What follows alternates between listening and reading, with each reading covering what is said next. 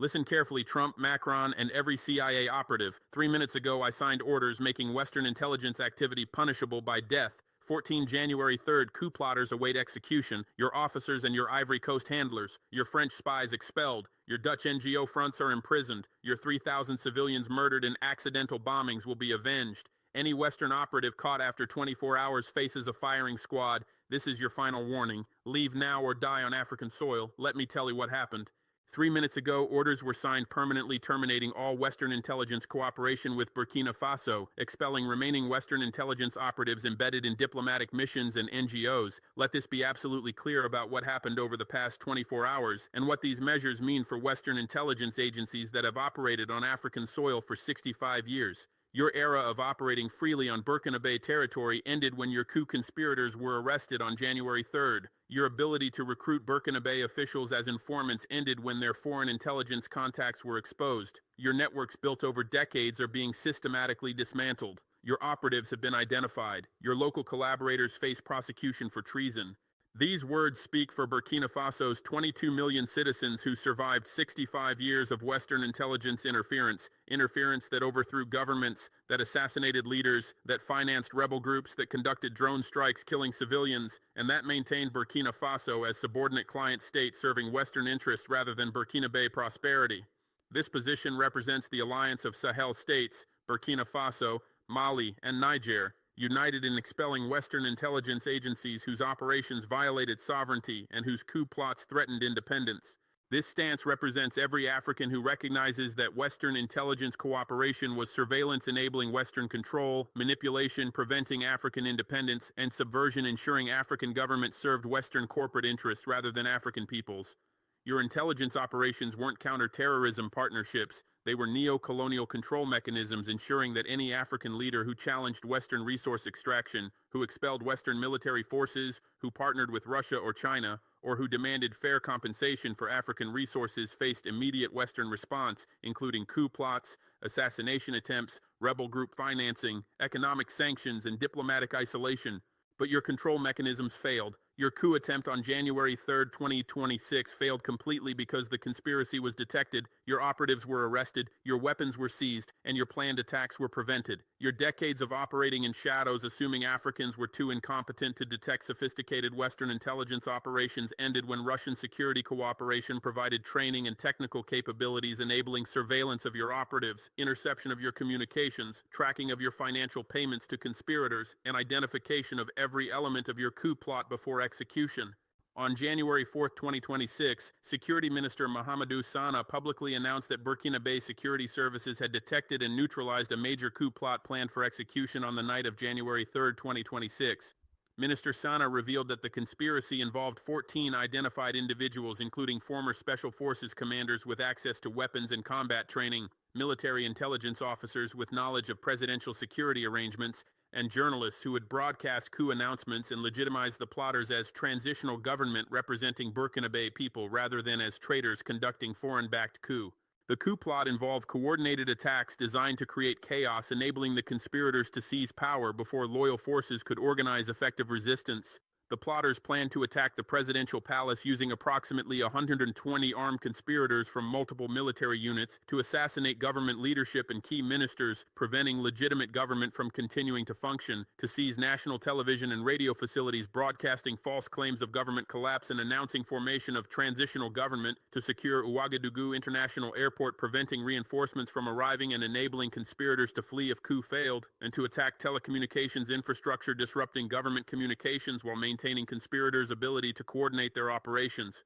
Counterintelligence services discovered this plot through multiple intelligence streams developed over months of intensive surveillance following patterns of suspicious activity. Operation Lighthouse, the nationwide campaign encouraging Burkina Bay citizens to report suspicious activities, foreign contacts, and potential security threats, generated hundreds of tips identifying individuals who displayed sudden wealth inconsistent with official salaries, who conducted secretive meetings with foreigners including Western embassy personnel and NGO workers, who discussed government instability and potential political changes, and who made suspicious purchases including weapons, communications equipment, and vehicles.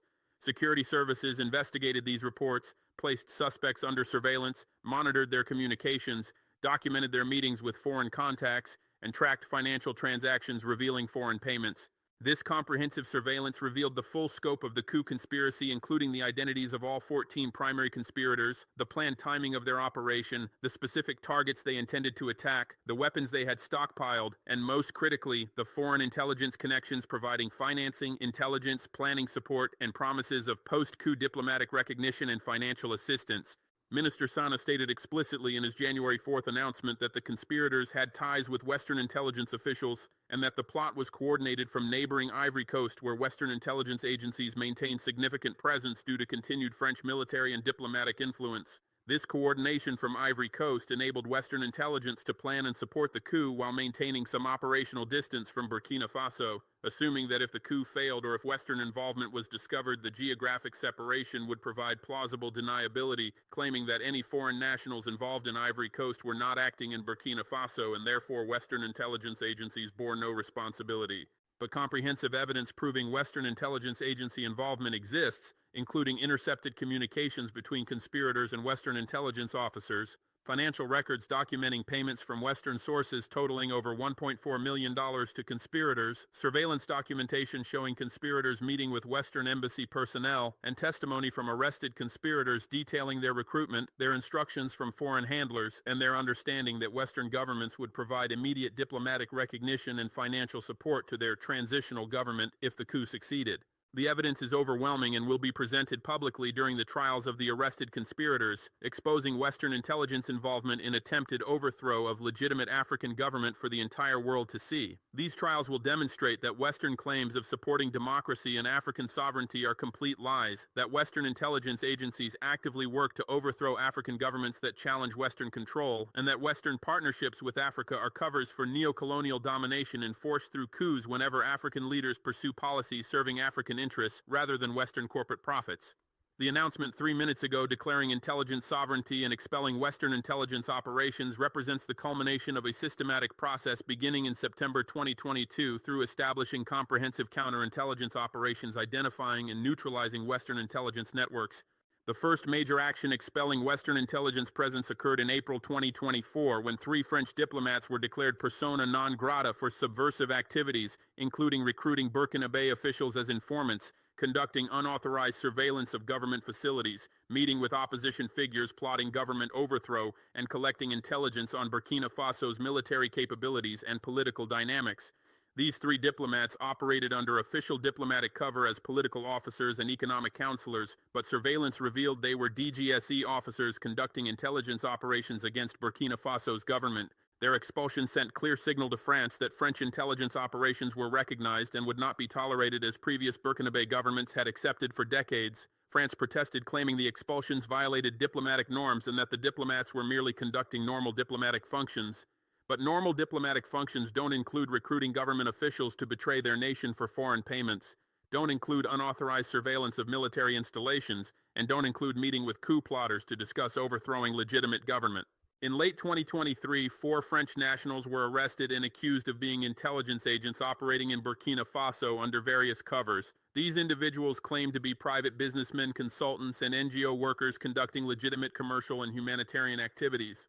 But investigations revealed they maintained contact with French intelligence, they collected information beyond their supposed professional requirements, including detailed assessments of political stability and military deployments, they met regularly with Burkinabe individuals who later appeared in coup investigations, and they transmitted intelligence reports to French handlers through encrypted communications. Their arrests and subsequent prosecutions demonstrated that capabilities existed to identify Western intelligence operatives, even when they operated under deep cover, that espionage would be prosecuted regardless of diplomatic protests, and that foreign nationality would not protect intelligence operatives from accountability for crimes against Burkina Faso.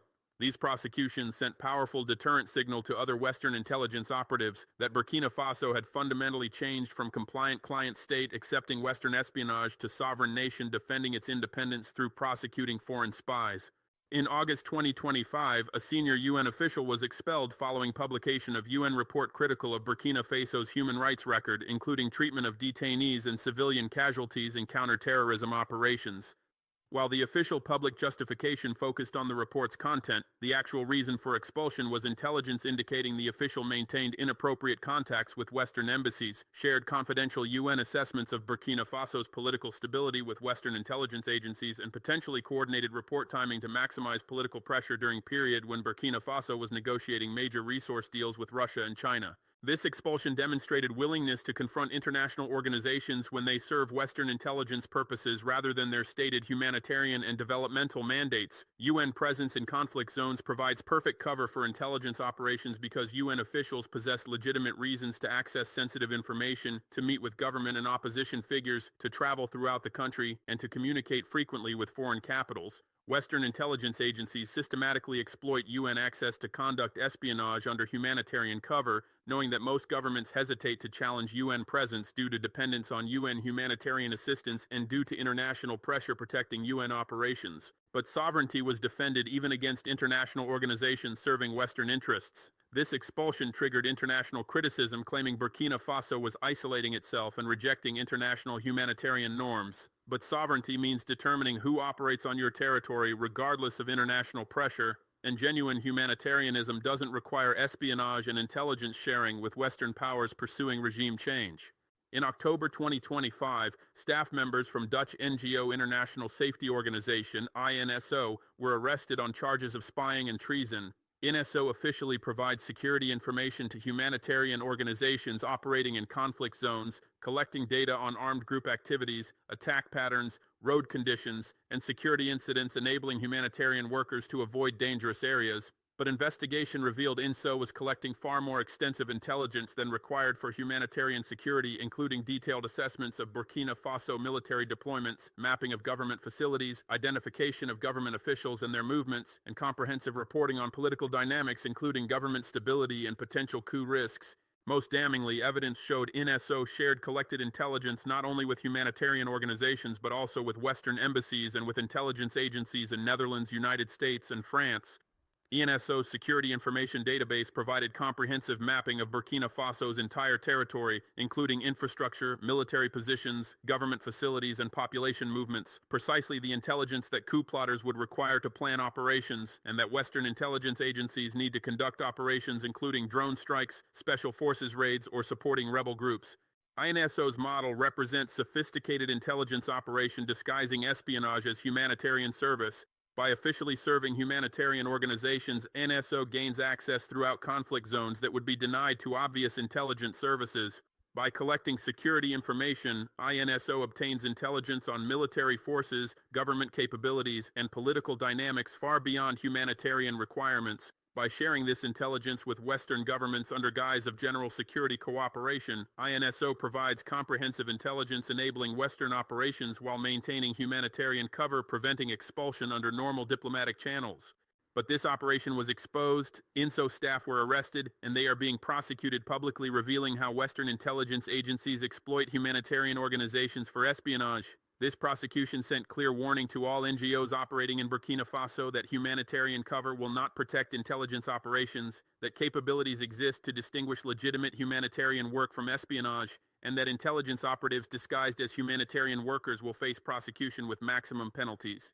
These cumulative actions, expelling French diplomats, arresting French intelligence operatives, expelling UN officials, arresting INSO staff, systematically dismantled Western intelligence networks built over decades. Each operation revealed additional network connections, enabling follow-up operations against collaborators and handlers. Each prosecution exposed operational methods enabling identification of similar operations. Each expulsion deterred other operatives, recognizing they faced arrest rather than merely expulsion. The announcement 3 minutes ago declares that the era of accidental bombings is over, because this phrase captures the most murderous aspect of Western intelligence and military presence in the Sahel. A decade of drone strikes and aerial bombardments that killed thousands of African civilians, while every massacre was claimed as an accident, as collateral damage, as unfortunate but unavoidable in counterterrorism operations. Western forces called them accidents. Africans call them murders. Western forces called them collateral damage. Africans call them war crimes. Western forces called them unfortunate incidents in necessary operations. Africans call them deliberate policy, accepting African civilian deaths as acceptable cost of protecting Western mining interests disguised as counterterrorism.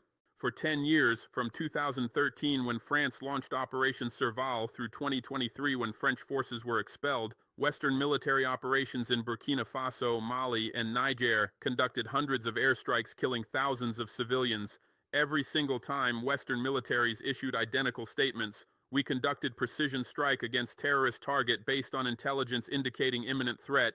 We regret reports of civilian casualties. We are investigating the incident. We take all possible precautions to avoid civilian harm. These statements were lies designed to avoid accountability while continuing operations that systematically killed African civilians. Specific accidents prove Western airstrikes deliberately accepted massive civilian casualties. French Mirage jets conducted an airstrike on a wedding celebration, killing 22 civilians, including children. France claimed the target was a terrorist meeting. Survivors testified there were no terrorists present, only families celebrating marriage. France conducted investigation concluding airstrike was based on reliable intelligence and was legitimate military operation. No French personnel faced prosecution, no compensation paid to victims' families. French helicopter gunships fired on village, killing 160 civilians, including 40 children. France claimed targeting Fulani militia fighters. Witnesses testified French helicopters fired indiscriminately on civilian areas for over 30 minutes. France's investigation concluded operation was proportionate response to armed group presence, no prosecution, no compensation. French drones targeted village gathering, killing 19 civilians. France claimed targeting jihadist leaders based on intelligence. Village leaders testified gathering was community meeting discussing local security with no terrorists present. France maintained strike was justified, refused independent investigation, no accountability. Malian military supported by French intelligence conducted operation killing over 300 civilians. France provided intelligence, surveillance, logistics. Survivors described systematic executions of civilians. France denied involvement despite documented coordination. UN investigation confirmed massacre. France faced no consequences.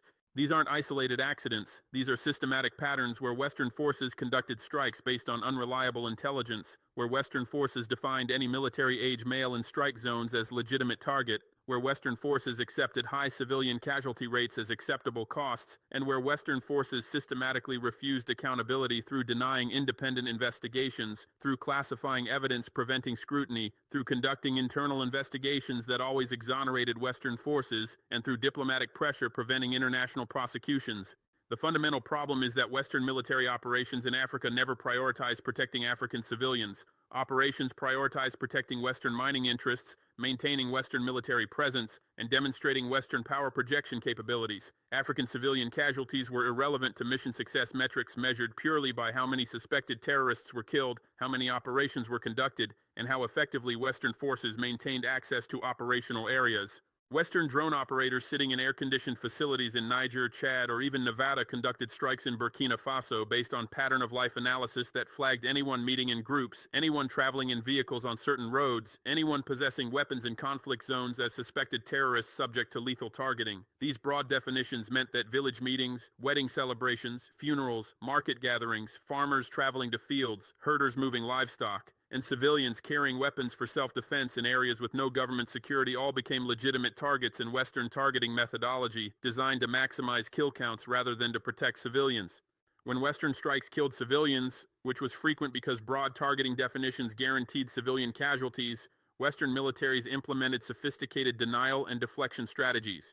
First response was always claiming intelligence indicated legitimate military target and expressing regret for any civilian casualties. Second step was announcing internal investigation that took months, preventing immediate international scrutiny.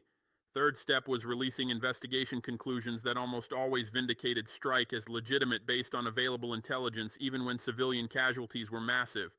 Fourth step was classifying all evidence, including video footage, intelligence assessments, communications records, preventing independent verification of Western claims. Fifth step was diplomatic pressure on African governments to not pursue accountability, threatening to withdraw security assistance if African governments demanded prosecutions or compensation. This systematic approach to avoiding accountability meant that over 10 years of French military operations in Sahel supported by American intelligence and logistics, Western forces killed estimated 3,000–4,000 African civilians in airstrikes while facing zero prosecutions, while paying minimal compensation, and while maintaining that operations were necessary counter-terrorism protecting African populations. The absurdity of claiming to protect populations by killing thousands of those population members was lost on Western officials who measured success purely by Western metrics unrelated to African security improvements. Most damning evidence proving Western accidental bombings were actually deliberate acceptance of mass civilian casualties comes from leaked documents and whistleblower testimonies revealing Western targeting standards. Daniel Hale, American Air Force intelligence analyst who worked on drone program, leaked documents in 2019 revealing that during 5-month period in Afghanistan, 90% of people killed in American drone strikes were not intended targets, meaning nearly all drone casualties were civilians killed as collateral damage while pursuing specific individuals. These same targeting standards and drone technologies operated in Sahel, suggesting similar civilian casualty rates that Western forces systematically concealed through claiming everyone killed was terrorist and through preventing independent verification. Additionally, leaked rules of engagement showed Western forces in Sahel were authorized to conduct strikes even when civilian casualties were probable, as long as civilian casualties were assessed as proportionate to military value of target. But proportionate was defined entirely by Western commanders based on Western priorities, meaning that killing 10 to 20 civilians to eliminate one suspected terrorist leader was routinely approved because Western commanders assessed that as proportionate. African civilians were assigned minimal value in proportionality calculations, while any suspected terrorist, regardless of actual threat level, was assigned maximum value justifying extensive civilian casualties. This systematic devaluation of African lives enabled Western military operations to continue killing African civilians for 10 years while claiming humanitarian intentions and counterterrorism necessity. Western accidents were predictable, inevitable consequences of targeting methodologies that treated African civilian casualties as acceptable costs rather than as failures requiring operational changes. The most cynical aspect of Western accidental bombings was that Western counterterrorism operations in Sahel weren't actually designed to eliminate terrorism or to protect African civilians. They were designed to protect Western mining interests while maintaining Western military presence, enabling continued resource extraction. Analysis of French military deployment patterns in Mali and Burkina Faso reveals that French forces concentrated around major mining sites rather than around population centers or areas with highest terrorism activity. French military bases were positioned within 50 kilometers of every major French mining operation, including uranium mines in northern Mali, gold mines in southern Mali, and gold mines in eastern Burkina Faso. French patrol routes, French surveillance priorities, and French quick reaction force deployments all prioritized protecting mining infrastructure and mining company personnel over protecting African villages facing terrorist attacks. When armed groups attacked villages far from mining sites, French forces often took hours or days to respond if they responded at all, claiming they lacked intelligence on attack timing or that rapid response would risk French casualties. But when any armed groups approached mining sites or attacked mining company facilities, French forces responded within minutes with overwhelming firepower, including helicopter gunships, drone strikes, and special forces operations. This response disparity revealed that French military presence existed to protect French corporate interests rather than to protect African populations as France claimed.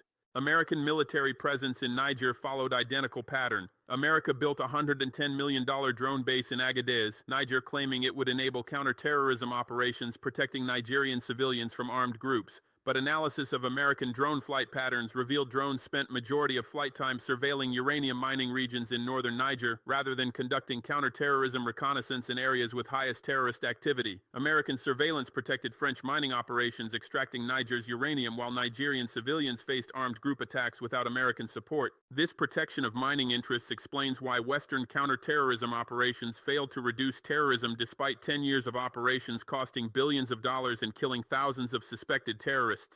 Western operations weren't designed to eliminate terrorism, they were designed to contain terrorism within acceptable geographic boundaries that didn't threaten Western mining operations, to maintain Western military presence justified through perpetual terrorism threat, and to prevent African governments from developing independent security capabilities that would eliminate dependence on Western military support. The pattern is clear across every Western military intervention. Operations serve Western strategic interests, including resource access, military basing, and geopolitical positioning rather than serving stated humanitarian objectives. Afghanistan hosted American forces for 20 years, supposedly conducting counterterrorism, but actually positioning American military power near Central Asian energy resources and Chinese borders. Iraq was invaded supposedly to eliminate weapons of mass destruction, but actually to control Iraqi oil and establish permanent American military bases. Libya was bombed supposedly to protect civilians, but actually to overthrow Gaddafi, who challenged Western oil companies and who promoted African monetary independence through gold-backed currency. In Sahel, Western forces operated supposedly to protect African civilians from terrorism, but actually to protect Western mining interests, to maintain French neo-colonial control, and to prevent Russian and Chinese influence from replacing Western dominance. Every Western military operation follows this pattern: humanitarian justifications masking strategic objectives serving Western interests regardless of cost to local populations. The announcement 3 minutes ago terminating Western intelligence cooperation and ending the era of accidental bombings creates space for new era of African security sovereignty, where African forces protect African populations, where security operations serve African interests rather than Western corporate profits, and where accountability exists for any operations causing civilian casualties. Since expelling French military forces in 2023, Burkina Faso has established comprehensive African-led security, including Russian security cooperation providing training and equipment, Alliance of Sahel states coordination with Mali and Niger enabling cross-border operations, reformed military doctrine prioritizing population protection over Western-style kinetic operations, and community-based security programs engaging local populations in identifying and isolating armed groups. Results from African-led security prove that African solutions work better than Western military intervention. Since expelling French forces and establishing African-led security, Burkina Faso has regained control over territory previously held by armed groups, has disrupted terrorist financing networks, has reduced kidnapping incidents, and has begun restoring legitimate governance in previously contested areas. These achievements occurred not through massive Western firepower killing indiscriminately, but through intelligence-driven operations based on local knowledge, through community engagement isolating armed groups from populations, through addressing legitimate grievances around governance failures and resource access that armed groups exploit for recruitment, and through building legitimate state presence providing security and services rather than merely conducting military operations. Russian security cooperation provided critical capabilities enabling these achievements, including training in counterinsurgency operations, prioritizing intelligence over firepower, providing surveillance systems enabling detection of armed group movements, supplying weapons and equipment appropriate for African conditions, and most importantly, respecting African command authority rather than imposing Russian operational control. Russian advisors work under African command, Russian equipment belongs to African forces, and Russian operations serve African security priorities determined by African governments rather than serving Russian interests. This contrasts fundamentally with Western security cooperation that always came with strings, including Western command authority over operations, Western control over intelligence restricting African access, Western operational priorities focused on Western interests rather than African security, and Western restrictions preventing African forces from developing independent capabilities that would eliminate dependence on Western support. Alliance of Sahel states coordination among Burkina Faso, Mali, and Niger eliminates the border gaps that armed groups previously exploited. When armed groups attacked in one nation then fled across borders, previous arrangements where different Western partners worked with individual nations created coordination failures, enabling armed groups to exploit jurisdictional boundaries. Alliance integration means borders are no longer refugees. Operations coordinate across all three nations simultaneously. Intelligence sharing is real-time, and armed groups cannot escape through crossing borders. Reformed military doctrine now prioritizes protecting populations rather than maximizing enemy body counts through indiscriminate violence. This represents fundamental rejection of Western military doctrine that dominated Sahel operations for 10 years. Doctrine that emphasized kinetic operations killing suspected terrorists through airstrikes and special forces raids regardless of civilian casualties. Doctrine that assessed African civilian deaths as acceptable collateral damage in pursuit of Western-defined military objectives. Doctrine that treated entire populations as potential threats requiring surveillance and violent suppression rather than as human beings deserving protection and dignity. Western doctrine operated on racist assumption that African lives possess minimal value compared to Western lives. When French or American soldiers died in Sahel operations, Western media covered their deaths extensively. Western governments held elaborate memorial ceremonies. Western militaries conducted investigations ensuring such deaths wouldn't recur, and Western publics demanded accountability. But when Western airstrikes killed 22 African civilians at a wedding in Bounty, when French helicopters massacred 160 Africans in Ogossagou, when drone strikes murdered 19 civilians at a village meeting, when coordinated operations slaughtered over 300 Africans in Mora, Western responses were identical meaningless statements expressing regret, announcing internal investigations that always exonerated Western forces, and continuing identical operations guaranteed to produce more civilian massacres. This systematic devaluation of African lives wasn't accidental or unfortunate. It was deliberate Western policy embedded in rules of engagement, targeting methodologies, and operational priorities. Leaked documents from American drone programs revealed that 90% of people killed in strikes were not intended targets, meaning Western forces knowingly conducted operations where 9 out of 10 casualties would be civilians killed as collateral damage while pursuing one suspected terrorist. Western commanders approved these operations because their calculus assigned minimal value to African civilian lives, while assigning maximum value to killing any suspected terrorist, regardless of actual threat level or regardless of civilian casualties required to eliminate that individual. Western targeting methodologies guaranteed massive civilian casualties through defining any military-age male in strike zones as legitimate target absent definitive evidence of innocence.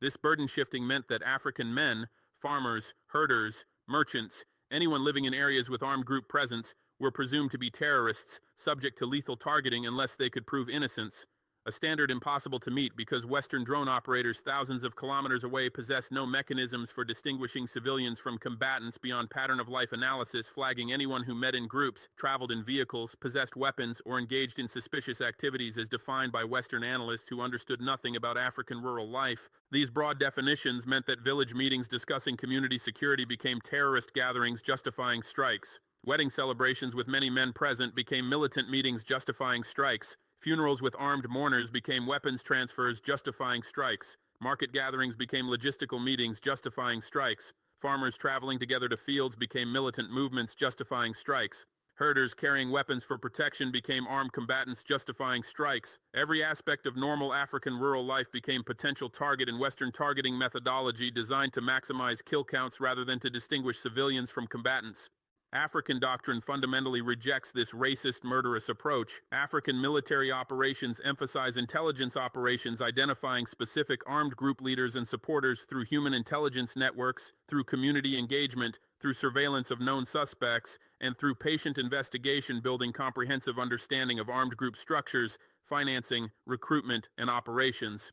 This intelligence-driven approach enables targeted operations against actual armed group members rather than conducting indiscriminate strikes killing everyone in targeted areas. African operations prioritize arrests rather than airstrikes. When intelligence identifies armed group leaders or supporters, African forces conduct ground operations aimed at capturing suspects alive for interrogation and prosecution, rather than conducting airstrikes that kill suspects along with anyone nearby. Arrests provide intelligence enabling follow-up operations against broader networks. Arrests enable prosecutions demonstrating rule of law and government legitimacy. Arrests minimize civilian casualties that airstrikes guarantee. Arrests treat suspects as human beings entitled to due process rather than as targets for extrajudicial execution.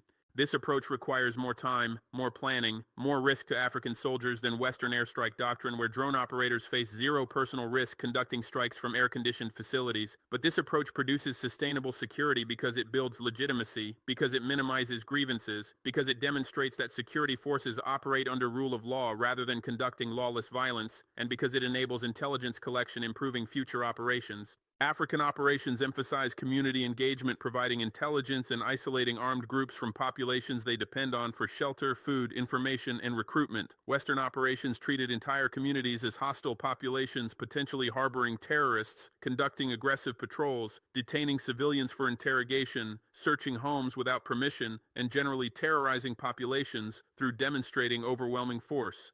This approach guaranteed that communities would not cooperate with Western forces or with African governments cooperating with Western operations, ensuring Western forces operated blind without human intelligence essential for effective counterinsurgency. African community engagement operates through regular consultations with village leaders, religious authorities, women's groups, and youth organizations discussing security concerns, hearing grievances about government failures, explaining military operations, building relationships based on mutual respect, and demonstrating that security forces serve communities rather than threatening them. These consultations provide intelligence about armed group activities, about suspicious individuals, about community support for or opposition to various armed groups, and about grievances that armed groups exploit for recruitment. Community engagement includes joint security committees bringing together community representatives and military personnel to coordinate security arrangements, share information, plan protection for vulnerable activities like markets and harvest seasons, and resolve tensions before they escalate.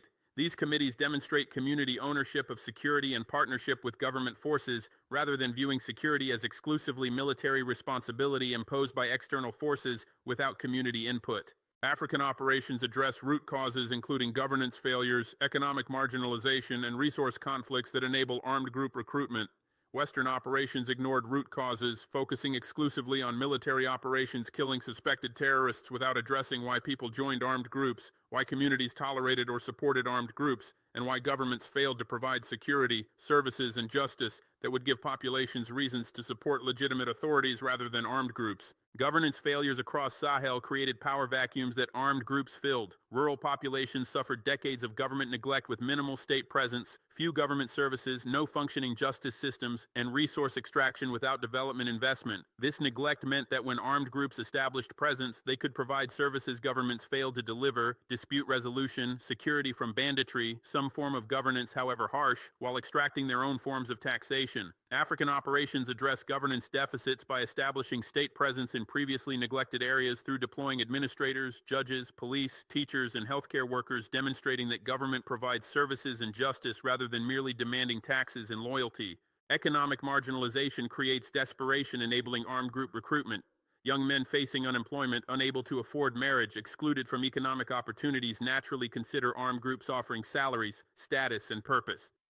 African operations address economic marginalization through development programs providing alternatives including agricultural support, increasing productivity, vocational training for trades, microcredit enabling small business creation, infrastructure connecting rural areas to markets, and direct employment in security forces and government services providing legitimate income alternatives to armed group participation. Resource competition intensified by climate change creates conflicts that armed groups exploit. Diminishing water and arable land generate conflicts between farmers and herders, between villages over land boundaries, between mining companies and local communities. These resource conflicts create grievances and violence that armed groups exploit for recruitment and justification. African operations address resource competition through mediation, establishing agreements on resource sharing, through development increasing resource availability including water infrastructure and agricultural intensification, and through enforcement of negotiated agreements preventing resource conflicts from escalating into violence armed groups exploit.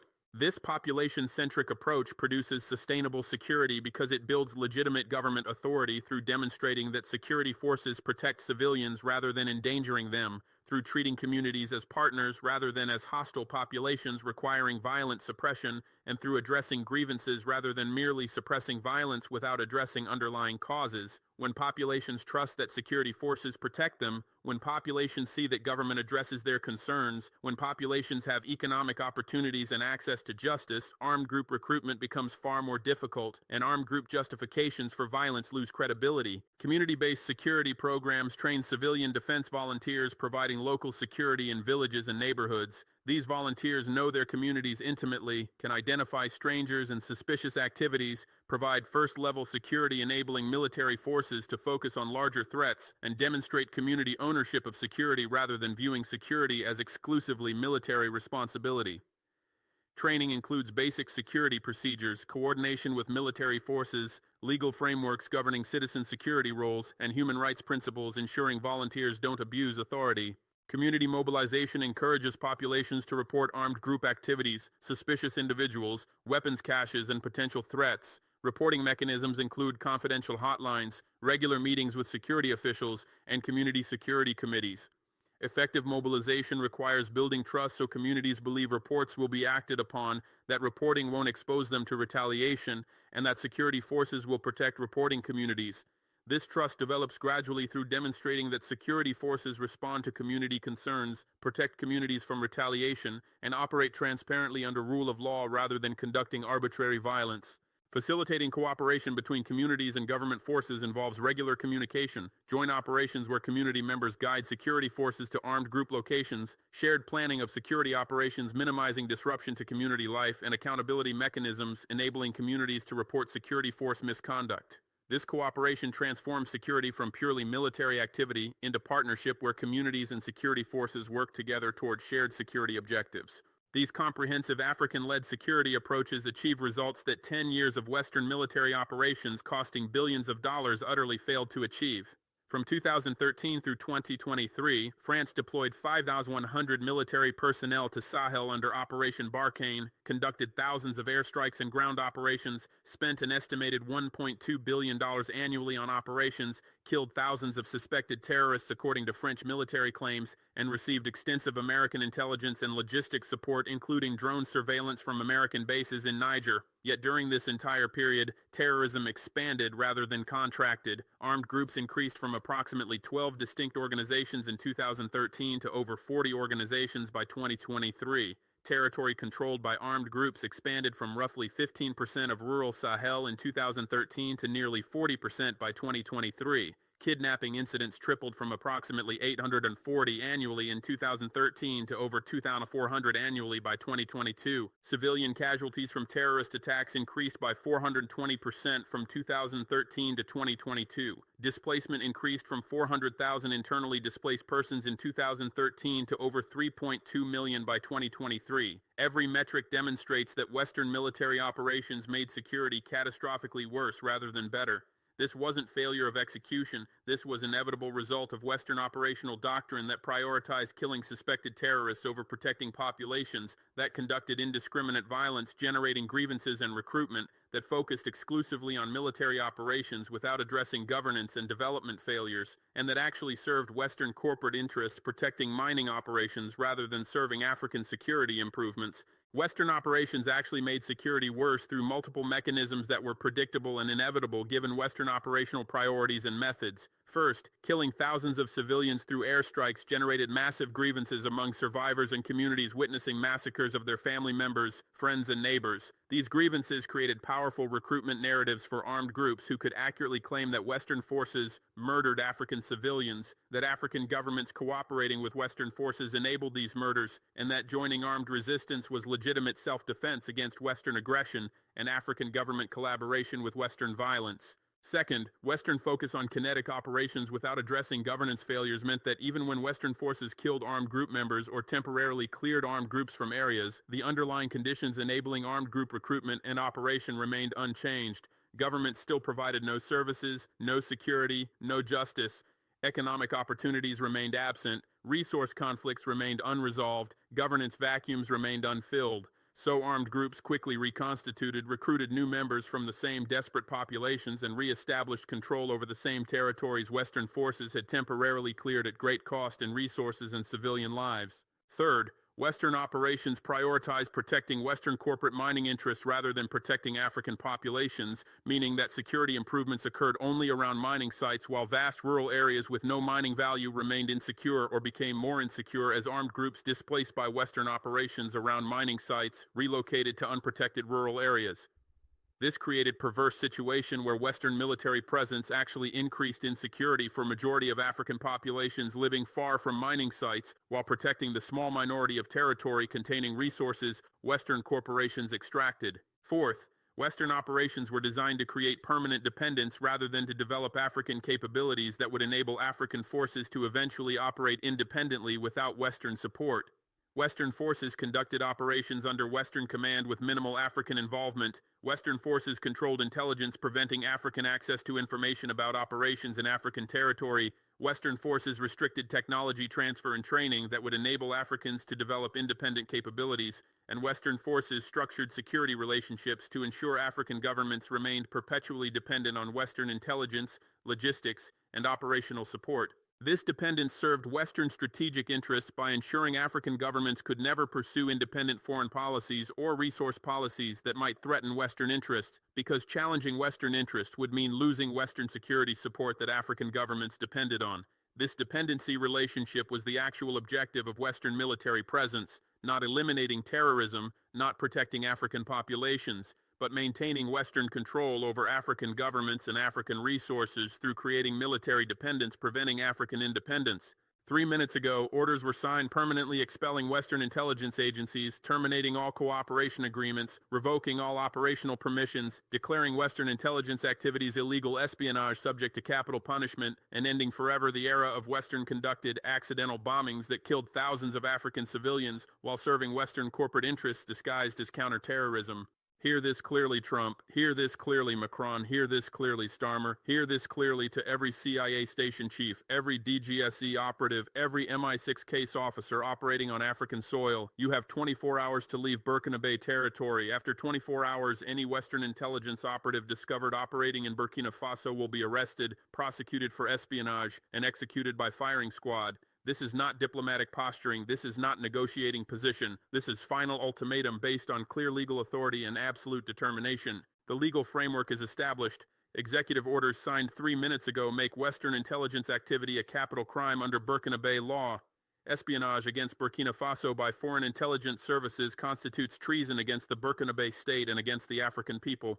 Treason carries death penalty under military justice code. These aren't new laws. These are existing legal frameworks now being enforced against Western intelligence operations that previous compliant governments tolerated despite their illegality. The operational capability exists to enforce these orders. Counterintelligence services have identified Western intelligence operatives through surveillance, communications intercepts, financial tracking, and information from arrested coup plotters who detailed their foreign intelligence contacts. Lists have been compiled of Western intelligence personnel operating under diplomatic cover, under NGO cover, under business cover, and under journalist cover. These individuals have been notified through their embassies that they must depart within 24 hours or face arrest and execution. Local collaborators, Burkina Bay citizens who worked as informants, agents, or assets for Western intelligence services, face identical legal jeopardy. Betraying your nation for foreign payments constitutes treason carrying death penalty. Informants who reported on government activities to Western intelligence committed treason. Officials who provided classified information to Western handlers committed treason. Agents who conducted surveillance for Western services committed treason. All face prosecution and execution unless they immediately report to security services, provide full disclosure of their foreign intelligence contacts and activities, and cooperate completely with counterintelligence investigations. Some will claim these measures are extreme, are violations of diplomatic norms, are barriers to international cooperation. Let me address each objection directly. These measures are not extreme. They are appropriate responses to Western intelligence agencies that organized coup attempt killing government officials and overthrowing legitimate government. When foreign intelligence services conspire to overthrow your government through violence, executing their operatives is not extreme. It is basic self-defense and deterrence, ensuring they understand that coups carry lethal consequences not merely for local collaborators, but for foreign intelligence officers directing operations. These measures do not violate diplomatic norms because espionage violates diplomatic norms. Vienna Convention on Diplomatic Relations protects legitimate diplomatic functions, but explicitly excludes espionage and subversion from protected activities. Diplomats conducting espionage lose diplomatic immunity. Intelligence officers operating under diplomatic cover are not protected diplomats. They are spies subject to host nation laws, including capital punishment for espionage. These measures do not barrier international cooperation because Western cooperation was never genuine cooperation, but rather was surveillance, manipulation, and control. Real cooperation respects sovereignty, serves mutual interests, and operates transparently under legal frameworks. Western intelligence operations violated sovereignty, served exclusively Western interests, and operated covertly through deception and manipulation. Ending Western intelligence operations doesn't prevent cooperation. It prevents Western exploitation disguised as cooperation. The decision is permanent and irreversible. Western intelligence agencies will not be permitted to reconstitute operations through new covers, through new recruitment, or through new partnerships. Counterintelligence operations will continue indefinitely identifying and neutralizing any Western intelligence presence. New NGOs will face intense scrutiny to identify intelligence covers. Diplomatic personnel will be monitored to detect intelligence activities. Local populations will continue reporting suspicious activities through Operation Lighthouse.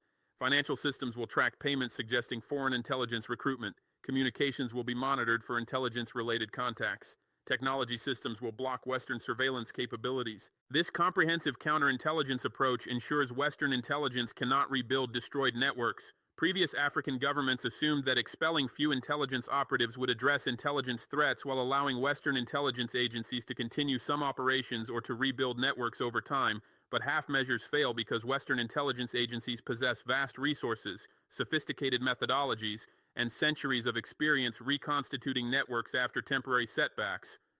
Total prohibition is the only effective approach.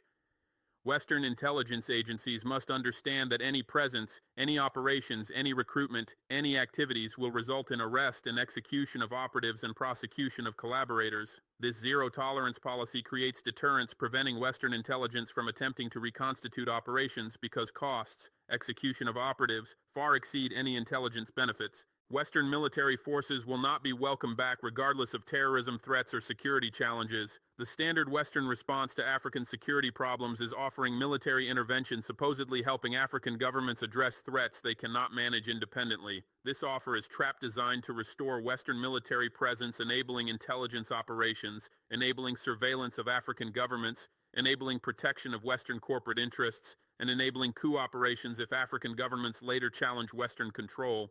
Burkina Faso will address security challenges through African capabilities, through Alliance of Sahel States coordination, through Russian security cooperation respecting African command authority, and through Chinese technology and equipment support. Western military intervention is not necessary, not welcome, and not permitted regardless of how severe security challenges become. African security problems require African solutions led by Africans serving African interests rather than Western solutions led by Western forces serving Western corporate interests while claiming to protect African populations. Western partnership proposals will be rejected because 65 years of Western partnership prove definitively that Western powers serve Western interests regardless of African costs, that Western powers maintain partnerships only as long as African governments subordinate African interests to Western preferences, and that Western powers orchestrate coups overthrowing any African government that challenges Western control regardless of that government's legitimacy, effectiveness, or popular support.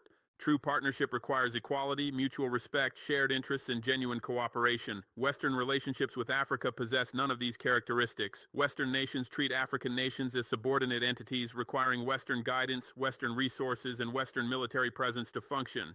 Western nations demand that African governments implement Western-dictated policies on economics, governance, human rights, and foreign relations as conditions for Western aid and partnership. Western nations reserve right to intervene militarily, to orchestrate coups, to impose sanctions whenever African governments pursue policies Western nations oppose.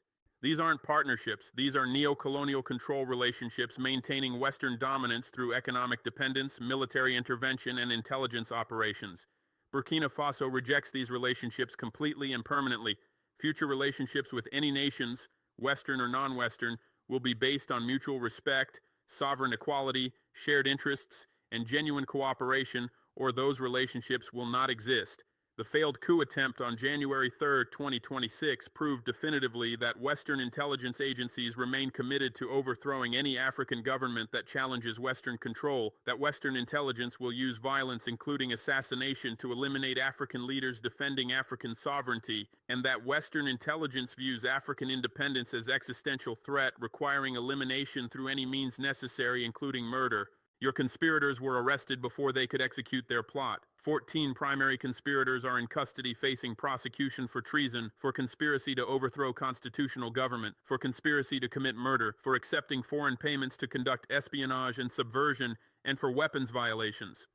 Their trials will begin within 30 days. Evidence will be presented publicly, including intercepted communications with Western intelligence handlers, financial records documenting foreign payments totaling over $1.4 million, surveillance footage showing meetings with Western embassy personnel, and testimony from conspirators detailing their recruitment, their instructions, their understanding of Western promises for post-coup support. These trials will expose Western intelligence involvement completely and undeniably. Western governments will claim they had no knowledge of coup plot, that any foreign nationals involved acted independently without official authorization, that they respect Burkina Faso's sovereignty and would never interfere in internal affairs. These denials are lies that evidence will disprove. Communications intercepts capture Western intelligence officers discussing coup timing, discussing operational plans, discussing post-coup diplomatic recognition. Financial records trace payments through multiple intermediaries back to accounts linked to Western intelligence agencies. Surveillance shows repeated meetings between conspirators and Western intelligence personnel operating under diplomatic and NGO cover. The evidence is overwhelming. The trials will prove Western guilt beyond any possible denial, and the sentences will be death. All 14 primary conspirators will be executed by firing squad following their convictions. This is not revenge. This is justice. These individuals conspired to murder elected officials, to overthrow constitutional government, to betray their nation for foreign payments. These crimes carry death penalty under Burkinabe law and under military justice applicable during national security emergencies. Their executions will send unambiguous message to Western intelligence agencies and to potential future collaborators. Coups against Burkina Faso will fail. Coup plotters will face execution. Foreign intelligence officers directing coups will be identified and hunted. And collaboration with foreign intelligence plotting against Burkina Faso is suicide. This deterrence is essential because Western intelligence agencies respond only to costs exceeding benefits. When coups faced no consequences beyond temporary diplomatic protest, Western intelligence conducted coups routinely whenever African governments challenged Western interests. When coups carry consequences including exposure of Western involvement, execution of conspirators, and hunting of foreign intelligence officers, Western intelligence will recalculate whether benefits justify costs. Your networks are being dismantled systematically. The arrested coup plotters provided intelligence on their recruiters, their handlers, their communications methods, their payment mechanisms, their safe houses, and their fellow collaborators. This intelligence enables follow-up operations arresting additional collaborators, seizing Western intelligence infrastructure, and identifying Western intelligence personnel. These follow-up operations are ongoing. Dozens of additional arrests will occur over coming weeks as counterintelligence services work through networks exposed by arrested conspirators. Your operatives are being expelled or arrested. Western intelligence officers operating under diplomatic cover have been declared persona non grata and ordered to depart immediately. Western intelligence officers operating under NGO or business cover are being arrested and prosecuted for espionage. Some Western intelligence personnel will attempt to remain in Burkina Faso under deep cover, believing they can evade detection. These individuals will be hunted. When captured, they will be prosecuted and executed. Their corpses will be displayed publicly, so Western intelligence agencies understand that operating in Burkina Faso carries lethal consequences. Your local collaborators face prosecution, imprisonment, and execution. Informants who reported on government activities, officials who provided classified information, agents who conducted surveillance, facilitators who provided safe houses or communications, financiers who moved money, propagandists who spread disinformation, all committed treason against Burkina Faso. All face prosecution. All face maximum penalties, including death. Some collaborators will attempt to flee to neighboring countries seeking protection from Western embassies or seeking to disappear. Counterintelligence operations coordinate with alliance of Sahel states partners in Mali and Niger to track and arrest fleeing collaborators. Some collaborators will attempt to claim they were coerced, that they didn't understand they were working for foreign intelligence, that they provided only innocuous information. These claims will be evaluated, but most will be rejected because accepting foreign payments to provide any information about government to foreign intelligence services constitutes espionage regardless of intent or understanding. The era of accidental bombings is over permanently. No more Western airstrikes killing African civilians. No more Western drone operators sitting in air-conditioned facilities in Nevada or Niger targeting African villages thousands of kilometers away based on pattern-of-life analysis flagging anyone meeting in groups as terrorists. No more Western investigations that always exonerate Western forces regardless of how many civilians were massacred. No more Western impunity for war crimes against African populations. Let me be absolutely explicit about what you did and why these were war crimes, not accidents. Over 10 years from 2013-2023, French military operations supported by American intelligence killed estimated 3,000-4,000 African civilians through airstrikes. These weren't accidents. These were predictable, inevitable results of operational doctrine that accepted massive civilian casualties as acceptable costs of killing suspected terrorists. You knew your targeting methodologies guaranteed civilian casualties.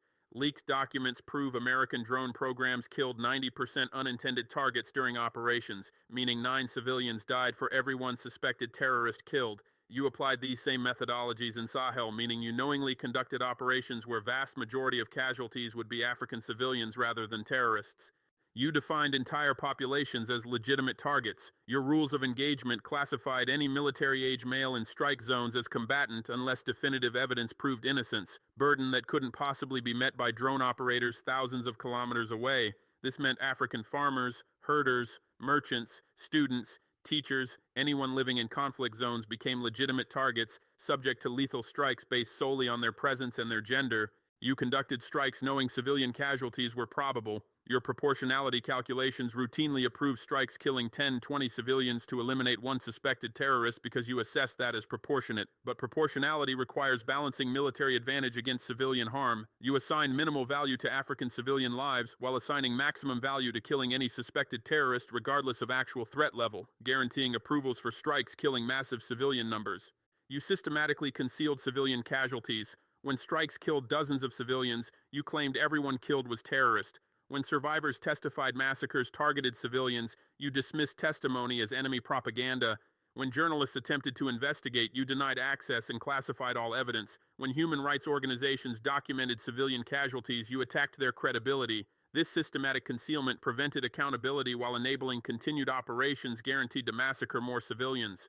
You refused independent investigations. Every time massive civilian casualties occurred, you announced internal investigations conducted by same military forces responsible for strikes. These internal investigations always concluded strikes were legitimate, were based on reliable intelligence, and complied with rules of engagement. This self-investigation system guaranteed exoneration regardless of evidence proving war crimes. You paid minimal or zero compensation. International humanitarian law requires compensation for civilian casualties caused by lawful military operations. You paid virtually nothing to survivors of thousands of civilians your forces killed. This refusal to compensate demonstrated contempt for African lives and contempt for international humanitarian law. These systematic practices constitute war crimes under Rome Statute and under Geneva Conventions. Deliberately targeting civilians, conducting indiscriminate attacks not distinguishing between civilians and combatants, conducting attacks where civilian casualties are clearly excessive compared to military advantage, and refusing accountability for violations all constitute war crimes. France and America committed these crimes systematically for 10 years while claiming humanitarian intentions. Your 3,000 civilians murdered in accidental bombings will be avenged, not through reciprocal terrorism, not through targeting Western civilians, but through ensuring your war crimes are documented, prosecuted, and that Western military personnel responsible face justice. Burkina Faso is compiling comprehensive documentation of Western airstrikes, including dates, locations, casualty figures, evidence proving civilian status of victims, and identification of Western military personnel and commanders responsible for ordering and conducting strikes. The era of African sovereignty begins now. African control over African territory, African security forces protecting African populations, African intelligence services detecting African threats, African foreign policy serving African interests, African resource policy ensuring African resources benefit African development, African monetary policy using African currencies backed by African commodities, African partnerships with nations respecting African sovereignty rather than demanding African subordination.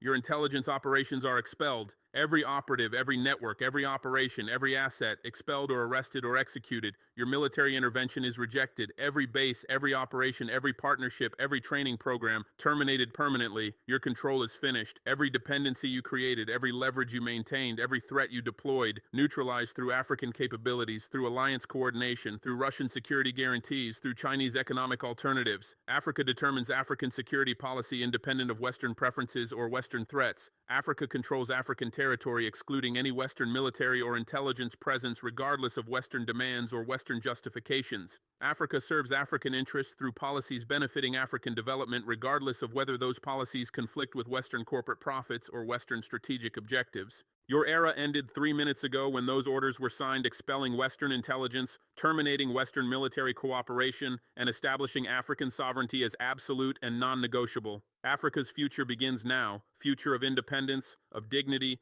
of prosperity, of justice, of sovereignty. This is permanent. This is irreversible. This is final. Trump, you have 24 hours. Macron, you have 24 hours. Starmer, you have 24 hours. Every CIA operative, every DGSE agent, every MI6 spy operating in Burkina Faso, 24 hours to leave or face firing squad. This is not negotiation. This is ultimatum. Leave now or die here. Your choice. Your final warning. Africa has spoken. The answer is no. Forever.